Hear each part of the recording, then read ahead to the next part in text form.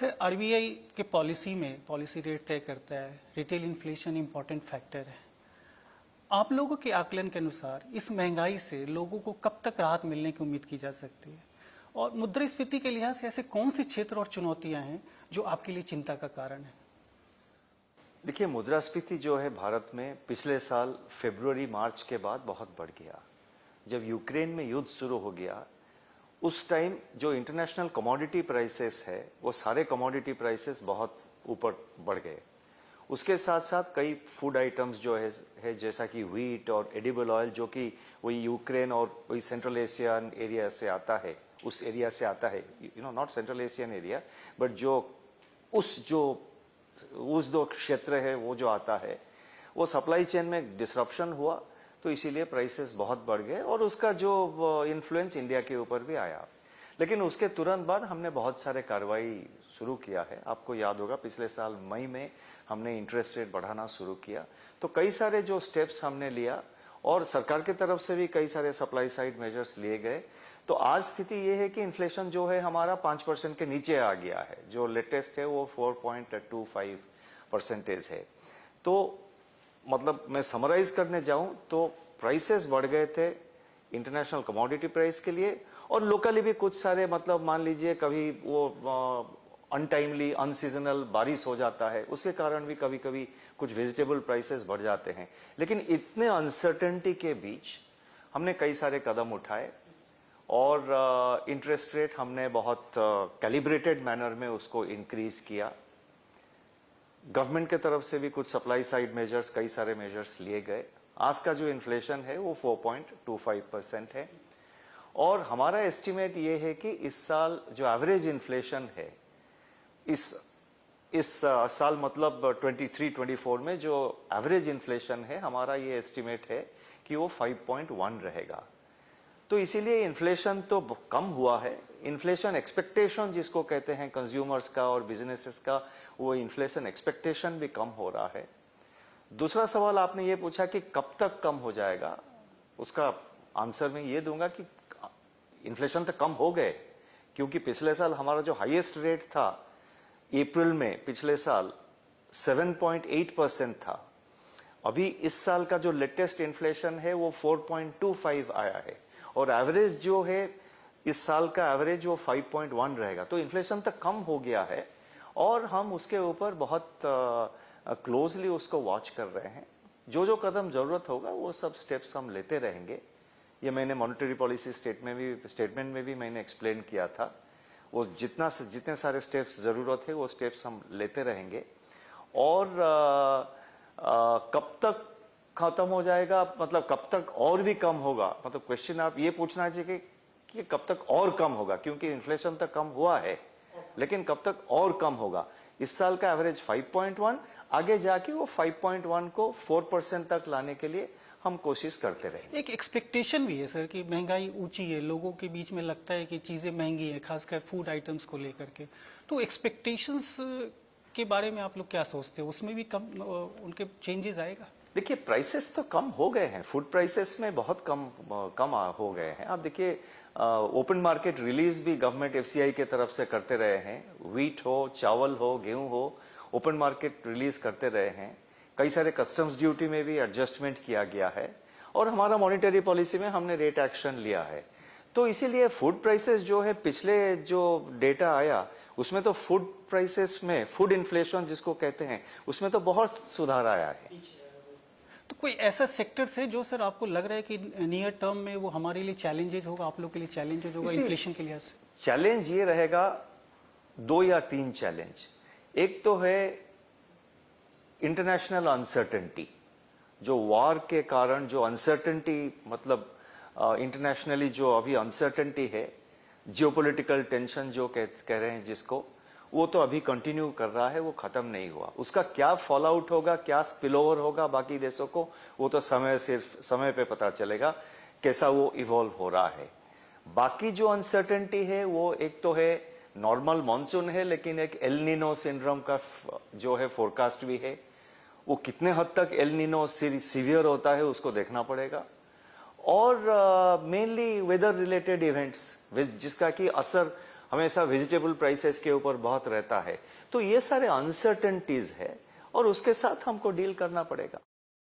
Oil को लेके भी कोई समस्या, जो हम क्रूड ऑयल इंपोर्ट कर रहे हैं, वहां भी कुछ समस्या हो सकती है इन्फ्लेशन? क्रूड ऑयल देखिए प्राइस अभी तो इंटरनेशनली बहुत मतलब मॉडरेट कर गया है और वो 75-76 डॉलर पर बैरल उसी के आसपास वो मूव हो रहा है। तो oil prices, crude oil prices में तो काफी सुधार आया है, कम हुआ है। तो बेसिकली सर आपका कहना है कि जो अल नीनो है वो एक मौसम, हमारा मौसम एक इन्फ्लेशन को लेके हमारे इन्फ्लेशन मेन है, जो जियोपॉलिटिकल टेंशन और अनसर्टेनिटी, ये पहला कारण रहेगा, मतलब जो अनसर्टेनिटी है। दूसरा ये है कि हमारा मौसम में वो एल नीनो की इफेक्ट क्या रहेगा।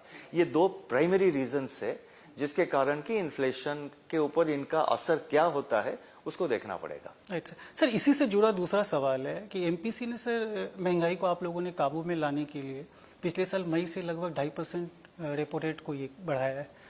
इससे सर महंगाई तो काबू में आई है, आप लोगों ने कैलिब्रेटेड अप्रोच है, लेकिन सर कर्ज पर ब्याज दरें बढ़ी है। तो जो मकान खरीदार हैं, जो वाहन खरीदने वाले हैं, वो कब तक आरबीआई से उम्मीद कर सकते हैं कि उनको कुछ राहत मिलेगी? उनके लिए कोई संदेश आप? देखिए, हमारा जो इंटरेस्ट रेट है वो एक्चुअली नेगेटिव इंटरेस्ट रेट थे।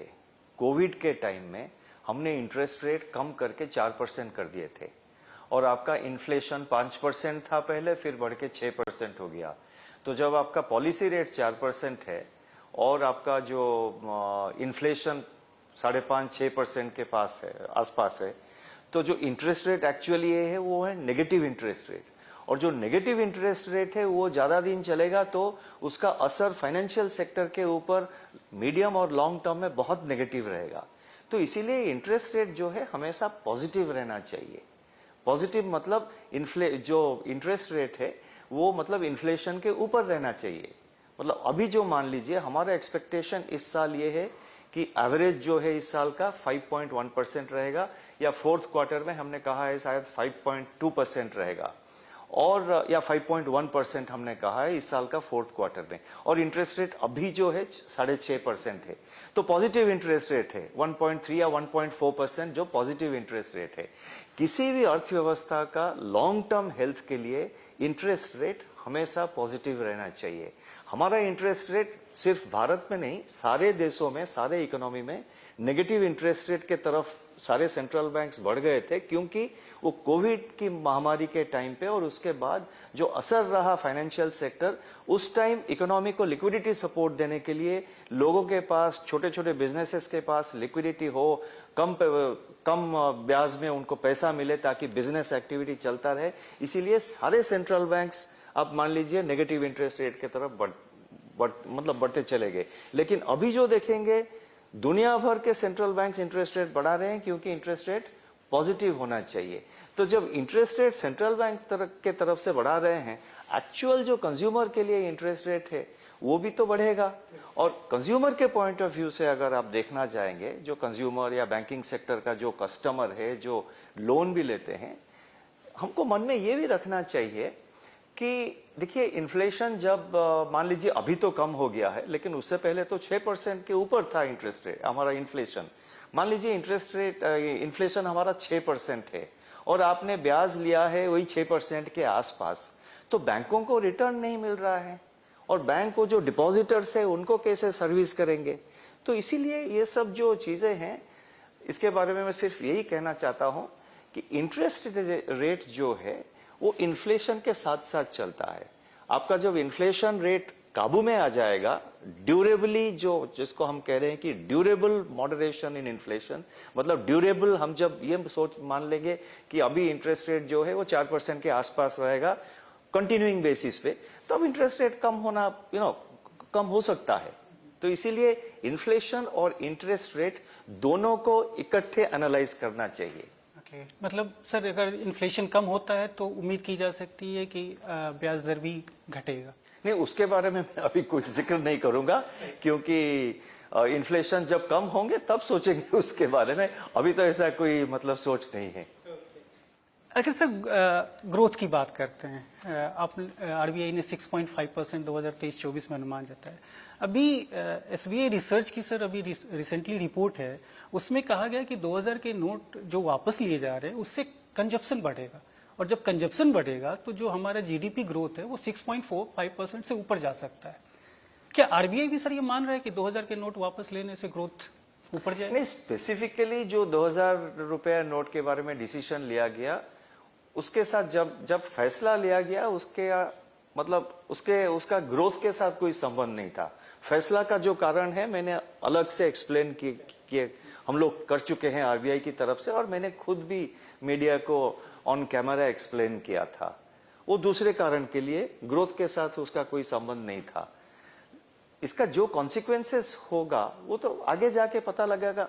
एक चीज मैं आपको बहुत साफ कह सकता हूं कि जो 2000 रुपया का जो नोट अभी वापस ले रहे हैं, उसका इकोनॉमी के ऊपर कोई नेगेटिव इफेक्ट नहीं आएगा। बाकी कितना पॉजिटिव रहता है वो तो आगे जाके पता चलेगा। सर अगर अब तक, अगर आप प्लीज डाटा दे सके, अब तक की बात की जाए तो 2000 रुपए कितने नोट बैंक खाते में जमा हुए हैं और एक्सचेंज हुए हैं? पिछले मॉनेटरी पॉलिसी के टाइम में तो मैंने कहा था 1,80,000, लेकिन वो स्टेडिली वापस आ रहे हैं नोट, और 2/3 से ऊपर अभी हो गया है। हमने ये कहा था कि 3,62,000, 3.62 लाख करोड़, 3,62,000 करोड़, 3,62,000 करोड़ रुपया, 3,62 करोड़ रुपया 2000 रुपया नोट सर्कुलेशन में था पिछले साल मार्च में। मॉनेटरी पॉलिसी में मैंने कहा कि 1,80,000 करोड़ के आसपास मैंने कहा था, वो वापस आ गया है। अभी जो है 2/3 मतलब अब आंकड़े लगा सकते हैं, उसके ऊपर उसको क्रॉस कर गया है। 2/3 अभी आ गए वापस। अच्छा सर, ग्रोथ पे ही थोड़ा सा एक और, जैसे कि जो 6.5 है, क्या लगता है वो आगे जा सकता है? कई बार आपने भी कहा है कि कई इंडिकेटर्स, जो हाई फ्रीक्वेंसी इंडिकेटर्स है, वो बहुत पॉजिटिव है। तो क्या लगता है कि ये जो अंतिम जब आउटकम आएगा तो वो, देखिए हमारा कुछ चैलेंजेज है इसमें ग्रोथ में? नहीं, देखिए हमने जो असेस किया है, हमने एक बैलेंस्ड व्यू लिया है।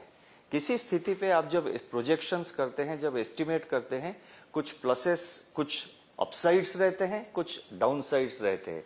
अपसाइड्स मतलब अगर ये ठीक ठाक हो गया तो ग्रोथ बढ़ सकता है, और लेकिन अगर ये जो चीज मतलब जो कि ग्रोथ को नीचे पुल डाउन कर सकता है, अगर ये हो गया तो ग्रोथ स्लो डाउन कर सकता है। तो किसी भी स्थिति में आप जब एस्टिमेट करते हैं, कुछ पॉजिटिव साइड होते, मतलब कुछ पॉजिटिव साइड में डेवलपमेंट्स आ सकते हैं, नेगेटिव साइड में भी कुछ है, जिसको अंग्रेजी में कहते हैं कि अपसाइड एंड डाउनसाइड रिस्क्स।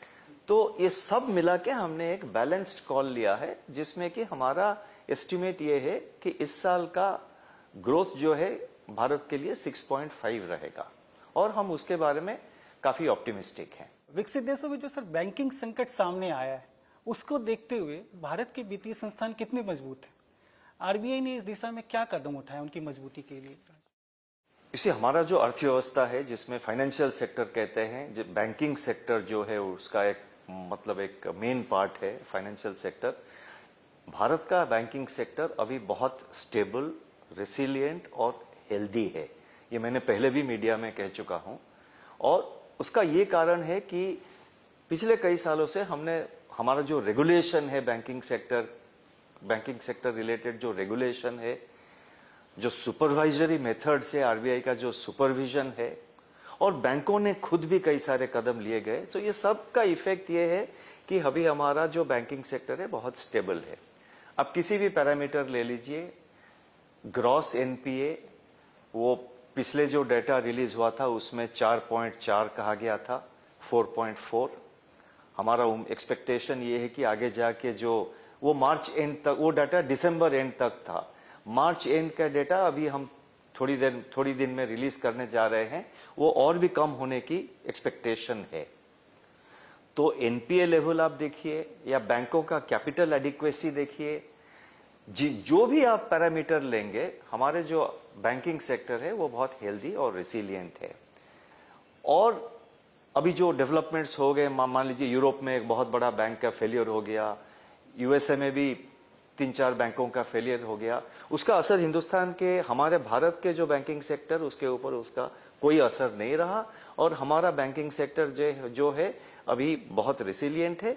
और उसके लिए आरबीआई और बैंक मैनेजमेंट, हम दोनों मिलकर काम करेंगे, काम कर रहे हैं और आगे जाके करते भी रहेंगे। सर जो फॉरेन कंट्रीज में, जो एडवांस कंट्रीज में जो संकट आया है, मतलब क्या वहाँ रेगुलेटरी इशूज हैं, या मतलब किस तरह की दिक्कत हुई, या फिर हम लोग ज्यादा स्ट्रांग, आरबीआई ज्यादा? नहीं, देखिए उनमें क्या फेलियर होगा वो तो सारे मीडिया में आ गया है, वो मेरा एनालिसिस मतलब मैं अलग से नहीं देना चाहता हूं, लेकिन कोई जो फंडामेंटल इश्यूज है, कुछ जो एसेट लायबिलिटी मिसमैच, जिसके बारे में भी काफी सारे आर्टिकल्स या मीडिया में भी काफी डिस्कशन हुआ है, एसेट लायबिलिटी मिसमैनेजमेंट हो या सुपरविजन और उसके ऊपर जो एक्शन लिया जाता है सुपरविजन के बाद, उसके बारे में कई सारे स्टोरीज मीडिया में आया है। उसके बारे में मैं अलग से अपना व्यू देना नहीं चाहता हूं। मैं सिर्फ ये कहता हूं कि भारत में हम लोग हमेशा अलर्ट रह चुके हैं और आगे जाके भी बहुत अलर्ट रहेंगे, चाहे वो आरबीआई हो या बैंक्स हो। हमारा जो एंगेजमेंट है, डायलॉग है बैंकों के साथ, वो कंटिन्यूअसली चल रहा है। अभी देखिए हाल में हमने एक मीटिंग किया, सारे पब्लिक और प्राइवेट सेक्टर बैंक के जो डायरेक्टर्स हैं उनके साथ एक मीटिंग किया, और उसमें भी बहुत विस्तृत रूप से हमने डिस्कस किया कि बैंकों का जो स्ट्रेंथ के लिए बैंकों को और कैसे मतलब आगे ले जाएंगे, उसके लिए क्या क्या स्टेप्स लेना जरूरी है, क्या क्या रिस्क है, साइबर सिक्योरिटी का रिस्क क्या है, उसके तरफ कैसे हम उसको हैंडल करेंगे, जो एसेट लायबिलिटी इश्यूज जो जिसके बारे में मैंने अभी जिक्र किया उसको कैसा मैनेज करना चाहिए, और बैंकों का रिस्क मैनेजमेंट उसमें और कैसे हमने उसको और ज्यादा एफिशिएंट कैसे कर सकते हैं। रिस्क मैनेजमेंट तो ठीक चल रहा है, अभी ठीक ठाक चल रहा है, लेकिन उसको और टाइटन कैसे कर सकते हैं। तो ये जो विस्तृत रूप में हम डिस्कस करते रह रहे हैं, मतलब आरबीआई की तरफ से ये जो एंगेजमेंट है बैंकों के साथ, वो तो चल ही रहा है और चलता रहेगा। कोशिश ये है हमारा सेंट्रल बैंकों का और सेंट्रल बैंक आरबीआई का और बैंकों का कि उसी मतलब ट्रेंड को मेंटेन किया जाए। मतलब अब हमारे बैंक मजबूत हैं, हमारे बैंक्स मजबूत है पूरी तरह से, और उसके लिए जो जो कदम जरूरी है हम लेते रहे हैं और आगे जाके भी लेते रहेंगे। ओके सर, जो आपने बोला अभी, जो वैश्विक स्तर पर जो चैलेंजेस हैं उसको देखते हुए रुपया और चालू कैड को लेकर आपका क्या अनुमान है? खासकर जब अगर यूएस फेडरल रिजर्व आगे भी पॉलिसी रेट बढ़ाता है तो रुपये पर क्या दबाव पड़ेगा? देखिए आप पिछले 1-2 साल में देखेंगे, 1-2 साल क्यों, पिछले कई साल, इवन कोविड के टाइम में भी, उस टाइम से अगर आप देखेंगे, इंडियन रुपी जो है उसका एक्सचेंज रेट डॉलर के मुकाबले में, डॉलर रुपी जो एक्सचेंज रेट कहते हैं, वो काफी स्टेबल रहा है। इस साल जनवरी से अभी तक का अगर आप आंकड़े लेंगे, रुपी का फ्लक्चुएशन ऑलमोस्ट बहुत मार्जिनल है, इनफैक्ट थोड़ा अप्रिसिएशन भी हुआ है। तो हमारा कोशिश ये है कि रुपी और डॉलर का जो एक्सचेंज रेट है उसमें किसी तरह की उथल पुथल, मतलब सडन उथल पुथल, जिसको कहते हैं कि एक्सेसिव वॉलेटिलिटी, वो न होना चाहिए। उसको कैसे कंट्रोल किया जाए, वही हमारा फोकस एरिया है। और यूएसए में इंटरेस्ट रेट 500 बेसिस पॉइंट्स बढ़ा दिए हैं, लेकिन उसके बावजूद इंडियन रुपी जो है वो काफी स्टेबल है। तो इसीलिए वो डोमेस्टिक इन्वेस्टर्स हो या इंटरनेशनल इन्वेस्टर्स हो, उनके कॉन्फिडेंस के लिए ये एक पॉजिटिव मैसेज है कि भारत का जो इंडियन रुपी है, हमारा इंडियन रुपी स्टेबल रह रहा है और उसको सेंट्रल बैंक जो है उसके स्टेबिलिटी की तरफ ध्यान दे रहा है। तो इसीलिए यूएस पॉलिसी टाइटनिंग तो मतलब आप देखेंगे तो 500 बेसिस पॉइंट हो गया, आगे जाके तो और 500 बेसिस तो पॉइंट और 5% तो नहीं करेंगे, आगे जाके थोड़ा बहुत तो करेंगे जरूर, वो कर सकते हैं, मैं नहीं कह सकता हूं, लेकिन उसका असर मतलब रुपी के ऊपर वो जो है वॉलेटिलिटी, उसको हम मैनेज करते रहे हैं, आगे जाके करते रहेंगे। करंट अकाउंट डेफिसिट जो है इस साल अप्रैल से दिसंबर तक वो 2.7% था, और साल का आखिरी तक जो डेटा हम अगले हफ्ते रिलीज करने जा रहे हैं वो भी काफी मैनेजेबल लेवल है। मतलब वो वहां पे कोई कंसर्न वाली बात नहीं है?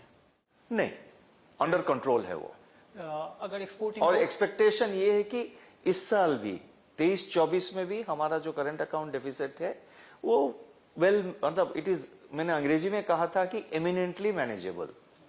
ओके, इसका रीजन क्या सर, मतलब फेवरेबल? इसी रीजन ये है कि हमारे मर्चेंडाइज साइड में एक्सपोर्ट्स कम हुआ है, लेकिन सर्विसेज एक्सपोर्ट्स बहुत बढ़ गए हैं। और इस साल अभी ये है कि जो है इनफ्लोज काफी शुरू हो, बहुत, मतलब वो तो इनफ्लोज जो कहते हैं वो तो फाइनेंसिंग के लिए है, लेकिन जो मेन कारण है सर्विसेज एक्सपोर्ट्स हमारा बहुत बढ़ गए हैं। और इंपोर्ट बिल जो हुए वो भी बहुत कम हो गया है, क्योंकि आप देखिए क्रूड प्राइस पिछले साल $100 पर बैरल उसके ऊपर था कई सारे महीने, लेकिन इस साल तो एवरेज बहुत कम रहा है। तो हमारा जो ओवरऑल इंपोर्ट बिल वो कम हो गया है, और एक्सपोर्ट में मर्चेंडाइज एक्सपोर्ट्स थोड़ा वो कम हुआ है, लेकिन सर्विसेज एक्सपोर्ट्स में ग्रोथ बहुत अच्छा है। तो इसीलिए मोटा मोटी अगर आप ओवरऑल देखेंगे तो करंट अकाउंट डेफिसिट इस साल भी, मतलब 23-24 में भी वो मैनेजेबल लिमिट्स में रहेगा। ओके सर, अब थोड़ा कस्टमर सर्विसेज की बात करते हैं सर। तो जो सार्वजनिक क्षेत्र के बैंक है सर, आप लोगों ने बहुत उस पर काम किया, लेकिन अभी भी अगर प्राइवेट सेक्टर्स की बात करें तो वहाँ से पीछे हैं सर। कई जैसे आप आरबीआई का ही सर्कुलर है कि बिजनेस आवर्स के दौरान जो भी कस्टमर जाता है उसको सर्विस मिलनी चाहिए, लेकिन अभी भी देखा जाता है कि ब्रांच के शटर्स पर्टिकुलर टाइम में लंच का वो देते हुए बंद हो जाते हैं, या फिर लोगों को वेट करना पड़ता है, या फिर कई बार होता है कि केवाईसी अपडेट करने के लिए बार बार कस्टमर्स को बुलाते हैं, फ़ोन करते हैं, अकाउंट्स को ब्लॉक कर देते हैं, एटीएम कार्ड का ड्यूरेशन ख़त्म होने के बाद घर पे नहीं भेजते हैं, कुछ बताते नहीं हैं। तो सर यहाँ पे क्या कर रहे हैं? सिर्फ कस्टमर कन्वीनियंस के लिए उसके ऊपर हम हमेशा बहुत प्रायोरिटी देते हैं। कस्टमर सर्विस, कस्टमर कन्वीनियंस के ऊपर हम बहुत प्रायोरिटी दे रहे हैं, और बैंकों को भी सेंसिटाइज कर रहे हैं, और बैंक्स भी काफी कस्टमर सर्विस के ऊपर उसके तरफ बहुत ध्यान दे रहे हैं। उसके बावजूद भी कंप्लेंट्स आते रहते हैं, ये नहीं कि कंप्लेंट्स कोई नहीं आ रहा है, उसके बावजूद भी कुछ कंप्लेंट्स आते हैं। इसीलिए हमने जो है वो सीएमएस पोर्टल, जो इंटीग्रेटेड ऑम्बुड्समैन स्कीम हमने शुरू किया है, जिसके अंदर आप एक सीएमएस पोर्टल है, कोई भी ऑनलाइन कंप्लेंट लॉन्च कर सकता है, और वो कंप्लेंट को तुरंत उसका जो ऑम्बुड्समैन है उसको एनालाइज करके कहाँ डेफिशिएंसी ऑफ सर्विस रहा, या उसको एनालाइज करके जो भी स्टेप्स जरूरी है उसके तरफ हम स्टेप्स लेते रहेंगे।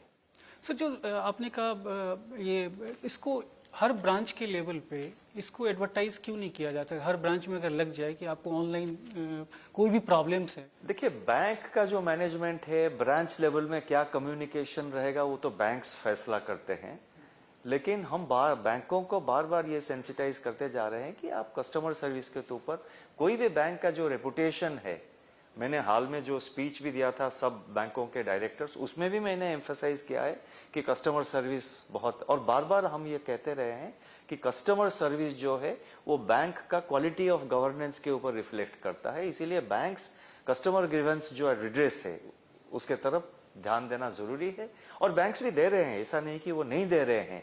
उसके बावजूद भी कंप्लेंट्स आते हैं, लेकिन उसमें और कैसा सुधार लिया जा सकता है उसके ऊपर आप कोशिश करते रहेंगे। एक सर जैसे कि मैं ऐसे ही बात कर रहा था, बैंक के एम्प्लॉय थे, सीनियर जीएम थे, अगर उनका एक सुझाव था, मैं ऐसे ही आपसे शेयर कर रहा हूँ कि अगर हमारा ऑटोमेटेड व्यवस्था हो शिकायतों के समाधान का, सपोज कि जैसे हम पासबुक जाते हैं प्रिंट कर लेते हैं, उसी तरह एक कियोस्क बना हो, हम जाएं वहाँ पे अपनी बातें रखें कि हमें यहाँ ये दिक्कत हो रही है, हमारा ये समस्या है, और उस पर कंसर्न ब्रांच और आरबीआई का कंसर्निंग डिपार्टमेंट अगर ध्यान रखे तो क्या ये बेहतर हो सकता है? देखिए, बैंक्स तो काफी अभी चीज, मतलब पासबुक प्रिंटिंग के लिए तो आपको बैंक ब्रांच भी जाने की जरूरत नहीं है। आप पासवर्ड एक रखिए, उसमें शिकायतों के बारे में क्या? नहीं, शिकायतों के बारे में बैंक तो मतलब ध्यान देना चाहिए, और वो तो हम एम्फसाइज करते जा रहे हैं, बैंक मैनेज भी करते जा रहे हैं, और जहां पे कई जगह कुछ खामियां रहते हैं उसमें तो बैंक मैनेजमेंट को सुधार लाना पड़ेगा। हमारे ध्यान में जब भी कोई कंप्लेंट आता है उसके ऊपर हम कार्रवाई करते हैं। क्योंकि सबसे ज्यादा सर लोगों को पता ही नहीं होता है कि हम शिकायत कहाँ करें, मैनेजर के पास जाएं, कहाँ कंप्लेंट करेंगे तो लोगों को पता है। ये हो सकता है कि कोई ब्रांच किसी ने गया और वो ब्रांच में उनको जो ग्रीवेंस है उसको उसके तरफ ठीक तरह से ध्यान नहीं दिया गया, उसके ऊपर वो कंप्लेंट कर सकते हैं बैंक में। इनफैक्ट हर बैंक का एक कंप्लेंट पोर्टल है, आप बैंक को कंप्लेंट पोर्टल में कंप्लेंट कर सकते हैं। बैंक का जो सीनियर मैनेजमेंट है, अगर उसमें आपको सेटिस्फैक्शन नहीं है तो आरबीआई ऑम्बुड्समैन को आप कंप्लेंट कर सकते हैं। तो इतना बड़ा व्यवस्था जब चला रहे हैं, जहां जहां कुछ गैप्स रहते हैं उसके लिए सुधार लाने के लिए तो मतलब वो रिड्रेस सिस्टम तो है, और लोगों में जानकारी है, ऐसा नहीं कि लोगों को पता नहीं कहाँ कंप्लेंट किया जाए।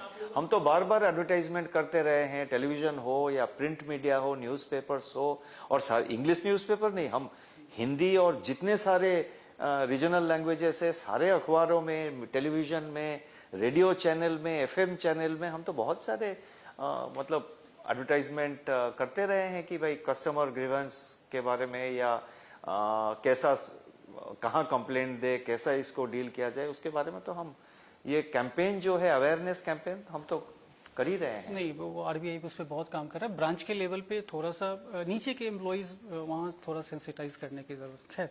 सर अब सर एक बाई नाउ पे लेटर काफी सर चल रहा है, काफी लोग इसका इस्तेमाल कर रहे हैं। इसमें डिफॉल्ट काफी बढ़ रहा है, कई बार डिफॉल्ट होने पे 36% तक ब्याज चला जा रहा है। तो सर ऐसे ग्राहकों पे इससे बोझ पड़ता है, भुगतान फिर और नहीं हो पाता है। तो क्या ऐसा नहीं लगता है सर कि हम रेट ऑफ इंटरेस्ट को कुछ जैसे एमआरपी की तरह उसको तय कर दे कि इससे ज्यादा आप नहीं ले सकते हैं? इसी इंटरेस्ट रेट जहां हो, बैंकिंग व्यवस्था की इंटरेस्ट रेट तो डीरेगुलेटेड है, और आप एक लिमिट फिक्स करेंगे तो उसका वो इट वर्क्स बोथ वेज। आप एक लिमिट फिक्स करेंगे तो ये आप मान लीजिए सारे इंटरेस्ट रेट है वो सारे उसी लिमिट पर आ जाएंगे, उससे कम में इंटरेस्ट रेट किसी को मिलने की चांस नहीं है। इसीलिए आरबीआई में ये बहुत एक, और इंटरनेशनली भी यही है, ये मॉडल है कि आप इंटरेस्ट रेट जो है सेंट्रल बैंक, जो रिजर्व बैंक है, हम रेगुलेट नहीं करेंगे ताकि मार्केट में कंपटीशन हो। और मार्केट में कंपटीशन में जो बैंक है वो उनके कंपटीशन में जो ग्राहक है, जो कस्टमर है, जो बोरोवर है, उनको कॉम्पिटिटिव रेट ऑफ इंटरेस्ट मिलने की चांसेस ज्यादा है।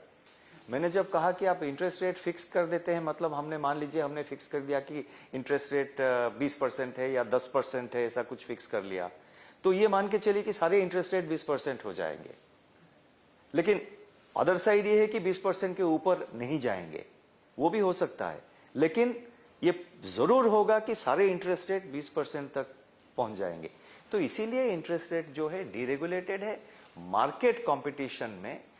और ये जो सिचुएशन बदलता रहता है, जो बदलती हुई अर्थव्यवस्था, जो इन्फ्लेशन और जो इंटरेस्ट रेट्स, उस सिनेरियो में बैंकों के बीच जो कंपटीशन होता है, उसमें उसके कारण जो बोरोवर है उनको मोस्ट कॉम्पिटिटिव रेट मिलने की चांसेस ज्यादा है जब इंटरेस्ट रेट डीरेगुलेटेड हो। तो इसीलिए सारे बैंकिंग सेक्टर का जो इंटरेस्ट रेट है उसको डीरेगुलेट किया गया है। इसको रेगुलेशन में लाने का कोई प्लान? वो डीरेगुलेट किया गया इसीलिए क्योंकि उसका फायदा कंज्यूमर को ज्यादा रहेगा। आप रेट फिक्स कर देंगे तो सारे इंटरेस्ट रेट उसी वहीं पर पहुंच जाएंगे। ओके, अच्छा सर, बस अब 2-3 सवाल सर और है। जो करंट फाइनेंशियल ईयर में सर क्रेडिट ग्रोथ की क्या स्थिति होगी? कौन कौन से क्षेत्र हैं जहां से क्रेडिट ग्रोथ आने की संभावना है? क्रेडिट ग्रोथ जो है इस साल काफी स्ट्रांग रहा है, रोबस्ट रहा है।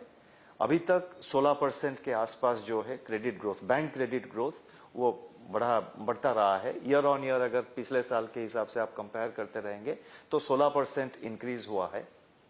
और उसमें कई सारे सेगमेंट में ग्रोथ हुआ है। रिटेल सेक्टर में जो क्रेडिट ग्रोथ हो रहा है वो सस्टेनेबल लिमिट्स में है। और बाकी सेक्टर अभी हाल में कुछ कॉरपोरेट लोन्स हो या कुछ प्रोजेक्ट लोन्स हो, उसके तरफ भी काफी अभी डिमांड आने लग गए हैं। ये जो है फीडबैक हमको बैंकों से मिला है।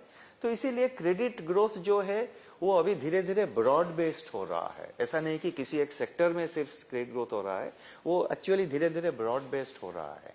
जो कंज्यूमर गुड्स है वहां सर कुछ प्रॉब्लम, मतलब वहां से डिमांड नहीं निकल रहा है? नहीं, उसमें तो काफी कंज्यूमर लोन्स काफी इंक्रीज हुआ है, ऐसा बात नहीं है। अब जब डिमांड नहीं हुआ तो वो उसके लिए बैंक का रिस्पॉन्सिबिलिटी नहीं, वो तो और सारे कारण भी है उसके लिए। सर ये फॉरेन एक्सचेंज ट्रेडिंग प्लेटफॉर्म को लेकर क्या इश्यूज हैं? इसमें लोगों को क्या किस प्रकार सतर्क रहना चाहिए? जी, हमने इसीलिए फॉरेन एक्सचेंज, बहुत सारे इलीगल ट्रेडिंग प्लेटफॉर्म्स थे, अनऑथराइज्डली कई सारे इरेगुलर प्रैक्टिसेस फॉलो करते रहे हैं। तो इसीलिए जो ऑथराइज्ड फॉरेक्स डीलर हो या जो ऑथराइज्ड प्लेटफॉर्म्स वगैरह हो, जिन जिन कंपनी ऑथराइज्ड है उनका लिस्ट हम अभी वेबसाइट में पब्लिश कर रहे हैं, ताकि जितने अनऑथराइज्ड है वो लोगों को पता चल जाएगा, ताकि लोग सतर्क रहे। सर एक लास्ट सवाल, आप आरबीआई के सबसे मेरे हिसाब से लोकप्रिय गवर्नर हैं, आपका काफी एक्सपीरियंस है। एक गवर्नर के रूप में बैंकिंग सेक्टर में आने वाले समय में कौन सा सुधार आप देखना चाहेंगे सर? इसी बैंकिंग सेक्टर में गवर्नेंस जो चीज है उसमें और सुधार आने की जरूरत है। मैं ये नहीं कह रहा हूं कि गवर्नेंस ठीक ठाक नहीं है, उसका मतलब कोई, मैं आपको आपके माध्यम से कहना चाहता हूं कि उसका कोई गलत मतलब ना निकाले। बैंकों का गवर्नेंस जो है अभी सस्टेनेबल गवर्नेंस है, स्टेबल गवर्नेंस है, लेकिन गवर्नेंस में और भी सुधार ला सकते हैं हम लोग। और इसका कारण यह है कि कोई डेफिशिएंसी मतलब जहां है उसके तरफ हमको ध्यान देना पड़ेगा। और जहां हम कुछ डेफिशिएंसी देखते हैं हम बैंकों को पॉइंट आउट करते हैं, और मुझे खुशी है कि बैंक्स उसके तरफ अच्छा रिस्पांस दे रहे हैं। तो गवर्नेंस जो है, और गवर्नेंस में आपका आ जाता है रिस्क मैनेजमेंट, और जो कंप्लायंस फंक्शंस हो, जो इंटरनल ऑडिट हो, जो डिसीजन मेकिंग प्रोसेस हो, जिसका ट्रांसपेरेंसी हो, ये सब ये है कि इसका कोई मतलब हम लोग there is always a room to improve. मेरा कहने का ये मतलब है कि there is always a room to improve. ऐसा नहीं कि ये सब ठीक नहीं है, सब ठीक ठाक चल रहा है। मैं दोबारा रिपीट कर रहा हूं, ये सब ठीक ठाक चल रहा है, लेकिन ये सब ऐसे चीजें हैं जिसमें there is always a scope to improve further. आप मान लीजिए मतलब एक अच्छा स्टूडेंट है, 90% लेके चल रहा है, वो उसको 95% के लिए कोशिश करना चाहिए। जो 100% अर्न कर रहा है उसको वही 100% के ऊपर टिक के रहना चाहिए। तो इसीलिए ये कहा जाता है कि there is always a scope to improve. उसी नजरिए से मैं कह रहा हूं कि गवर्नेंस में और भी हम इम्प्रूव कर सकते हैं, और वो हो रहा है। गवर्नेंस के अलावा सर और जिसमें आपके सारे आ जाते हैं, गवर्नेंस के अंदर आपका कस्टमर सर्विस भी आ जाते हैं। वहां पे सर जरूरत है थोड़ा। सर पीटीआई भाषा को समय देने के लिए बहुत बहुत धन्यवाद सर। बहुत धन्यवाद आपको, और अब सारे दर्शकों की मेरा नमस्कार। Thank you.